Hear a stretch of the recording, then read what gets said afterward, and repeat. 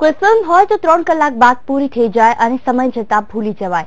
11 August 1979 ના રોજ સર્જાયેલ હોનારતનો સમયગાળો પણ 3 કલાકનો જ હતો. કુદરત સર્જિત આ 3 કલાકની ફિલ્મને આજે 3.5 દાયકા પછી પણ લોકો નથી ભૂલી શક્યા.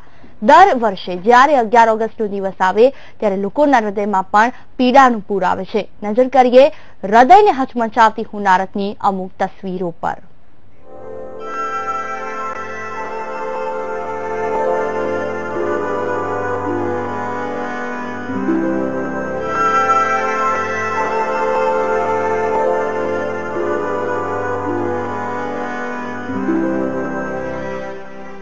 અગિયાર ઓગસ્ટનો એ દિવસ મોરબી વાસીઓ માટે ખૂબ જ ભયંકર હતો, કારણ કે આ દિવસ અસંખ્ય મોરબી વાસીઓ માટે અંતિમ દિવસ સાબિત થયો હતો.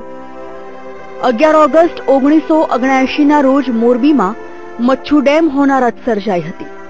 સતત વરસાદ અને ઉપરવાસના પાણીને લઈ બપોરના 3:15 કલાકે મચ્છુ ડેમ તૂટ્યો હતો અને ડેમ તૂટ્યાના સમાચાર જેવા વહેતા થયા કે લોકો જીવ બચાવવા કંઈક વિચારે કે પગલા ભરે તેની તક પણ પાણીએ આપી ન હતી.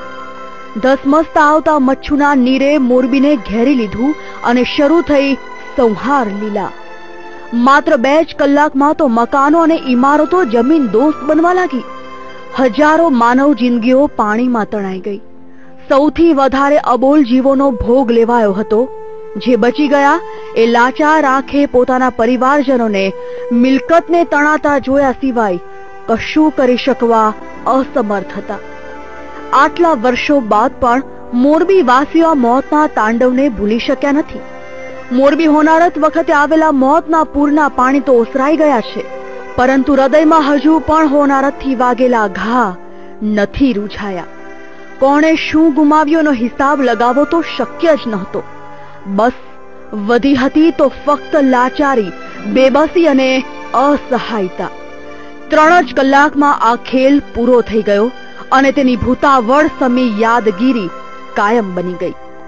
આજે એ ઘટનાને 3.5 દશકા વીતી ગયા, તેમ છતાં પોતાના સ્વજનોને ખોઈ બેસનારા લોકોની આંખો આજે પણ એ ઘટનાની યાદમાં સજળ બની જાય છે.